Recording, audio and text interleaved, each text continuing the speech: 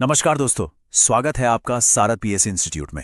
अच्छा, कभी सोचा है कि मालवा का गेहूं इतना फेमस क्यों है, या फिर चंबल में सरसों इतनी बढ़िया कैसे हो जाती है? इन सब का जवाब दोस्तों जमीन में ही छिपा है। आज हम मध्य प्रदेश की मिट्टियों की कहानी को समझने वाले हैं।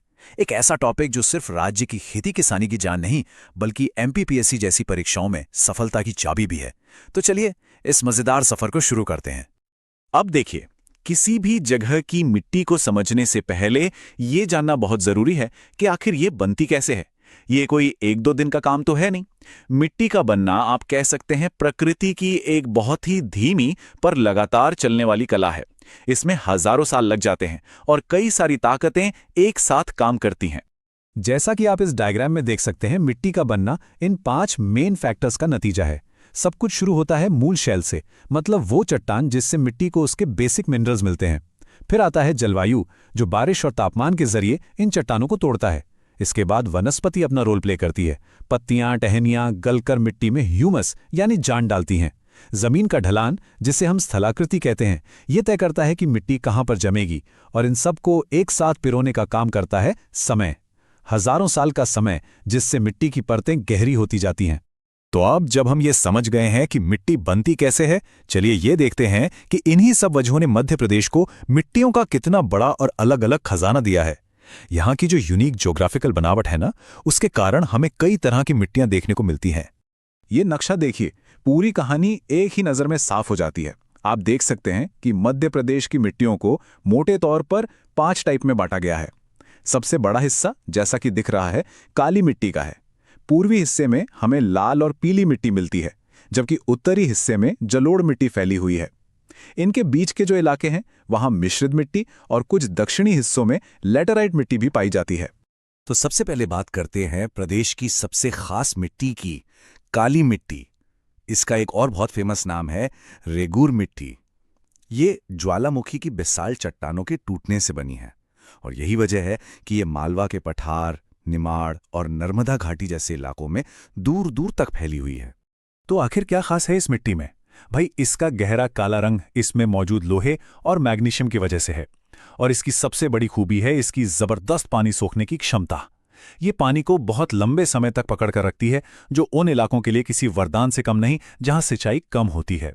हालांकि इसी वजह से ये गीली होने पर थोड़ी चिपचिपी हो जाती है।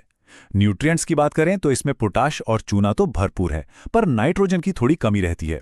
इन्हीं सब खासियतों के चलते ये कपास और सोयाबीन जैसी कैश क्रॉप्स के लिए तो समझ लीजिए सोने जैसी कीमती है। तो सभी स्टूडेंट्स के लिए एक बहुत जरूरी बात, इस कीवर्ड को अपने दिमाग में बैठा लीजिए, काली मिट्टी मतलब कपास। प्रीलिम्स में ये सवाल अक्सर घूम फिर कर आ ही जाता है, इसलिए ये कनेक्शन बिल्कुल क्लियर होना चाहिए। चलिए अब प्रदेश के पूर्वी हिस्से की तरफ चलते हैं, जहां हमें मिलती है लाल और पीली मिट्टी। ये मिट्टी ग्रेनाइट और नाइस जैसी पुरानी चट्टानों के टूटने से बनती है, इसीलिए ये बुंदेलखंड और बघेलखंड जैसे इलाकों की पहचान है। अब आप सोच रहे होंगे कि इसके 2 रंग क्यों हैं। इसका भी एक साइंटिफिक कारण है।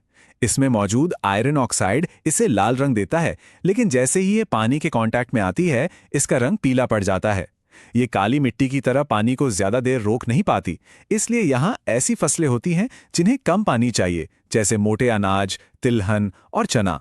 इसमें नाइट्रोजन की कमी होने के कारण इसकी फर्टिलिटी भी मीडियम ही रहती है। अब बात करते हैं उस मिट्टी की जिसे किसानों का सोना भी कहा जाता है। जी हाँ, जलोढ़ मिट्टी। ये मध्य प्रदेश की सबसे उपजाऊ मिट्टी है, क्योंकि ये नदियों का एक तोहफा है। चंबल और केन जैसी नदियां पहाड़ों से उपजाऊ मिट्टी बहाकर लाती हैं और उन्हें उत्तरी मैदानों में बिछा देती हैं। इसी से ये मिट्टी बनती है। ये मिट्टी अपनी बैलेंस्ड बनावट के लिए जानी जाती है, मतलब ना ज्यादा रेतीली ना ज्यादा चिकनी। इसकी उपजाऊ शक्ति का राज है इसमें मौजूद पोटैश और चूना, और इसी वजह से ये पूरा इलाका, जिसे हम मध्य प्रदेश का अन्न भंडार भी कह सकते हैं, गेहूं, गन्ना और सरसों जैसी फसलों से लहलहाता है, और ये प्रदेश की फूड सिक्योरिटी में एक बहुत बड़ा रोल निभाता है। इसके बाद आती है मिश्रित मिट्टी। जैसा कि नाम से ही पता चल रहा है, ये लाल, पीली और काली इन अलग अलग मिट्टियों के मिक्सचर से बनती है। ये उन इलाकों में मिलती है जहां अलग अलग मिट्टी वाले जोन आपस में मिलते हैं, इसलिए इसमें सभी मिट्टियों के गुण थोड़ी थोड़ी मात्रा में पाए जाते हैं। और आखिर में है लैटेराइट मिट्टी। जरा सोचिए, जहां बहुत ज्यादा गर्मी और मूसलाधार बारिश होती हो, वहां क्या होगा? बारिश मिट्टी के सारे जरूरी न्यूट्रिएंट्स को धोकर नीचे ले जाती है। बस इसी प्रोसेस से बनती है लैटेराइट मिट्टी। इसीलिए ये सामान्य खेती के लिए ज्यादा अच्छी नहीं होती, लेकिन बागवानी फसलों जैसे काजू, कॉफी और चाय के बागानों के लिए ये एकदम परफेक्ट है। ये हमें प्रदेश के बालाघाट जैसे दक्षिणी हिस्सों में मिलती है। हमने प्रदेश की मिट्टियों की खूबियों को तो अच्छे से जान लिया, लेकिन अब एक बहुत गंभीर चुनौती की बात करते हैं जो इस कीमती रिसोर्स को खत्म कर रही है, और ये चुनौती है मृदा अपरदन, यानी मिट्टी का कटाव। तो ये मृदा अपरदन होता क्यों है? इसके पीछे के कारण हैं अंधाधुंध पेड़ों की कटाई, जानवरों से जरूरत से ज्यादा चराई और भारी बारिश का पानी। मध्य प्रदेश में इसका सबसे खतरनाक रूप हमें चंबल घाटी में देखने को मिलता है, जहां अवनालिका अपरदन ने जमीन को काटकर गहरे गहरे बीहड़ बना दिए हैं। इसका नतीजा क्या होता है? खेत की सबसे कीमती और उपजाऊ ऊपरी परत बह जाती है और जमीन धीरे धीरे बंजर होने लगती है, जिसका सीधा असर राज्य की खेती पर पड़ता है। लेकिन अच्छी बात यह है कि इस समस्या से लड़ा जा सकता है। मिट्टी को बचाने के लिए हमारे पास कई असरदार तरीके हैं। हम ज्यादा से ज्यादा पेड़ लगा सकते हैं जिनकी जड़ें मिट्टी को कसकर पकड़ लेती हैं। ढलानों पर कंटूर जुताई करके पानी की रफ्तार को कम किया जा सकता है। छोटे छोटे चेक डैम बनाकर पानी के बहाव को कंट्रोल कर सकते हैं। और फसल चक्र अपनाकर, मतलब फसलें बदल बदल कर बोने से हम जमीन को उसकी नेचुरल ताकत वापस लौटा सकते हैं। अच्छा, अब इन सभी जानकारियों को एग्जाम के नजरिए से देखते हैं। एमपीपीएससी में अच्छे नंबर लाने के लिए मिट्टी के टाइप और उस पर होने वाली खेती के बीच का ये जो कनेक्शन है ना, इसे समझना सबसे ज्यादा जरूरी है।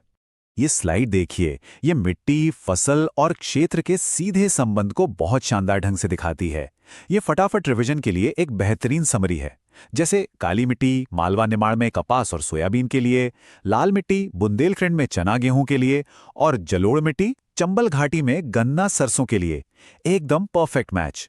तो परीक्षा की तैयारी करने वालों के लिए सबसे जरूरी बात यह है कि इस टॉपिक को तैयार कैसे करें। प्रीलिम्स के लिए आपको सीधे फैक्ट्स पर फोकस करना चाहिए, जैसे कौन सी मिट्टी कहाँ मिलती है और उसमें क्या उगता है। जबकि मेंस के लिए आपको एनालिटिकल सवालों की तैयारी करनी होगी, जैसे खेती पर मिट्टी का क्या असर पड़ता है या मिट्टी के कटाव के कारण और समाधान क्या हैं।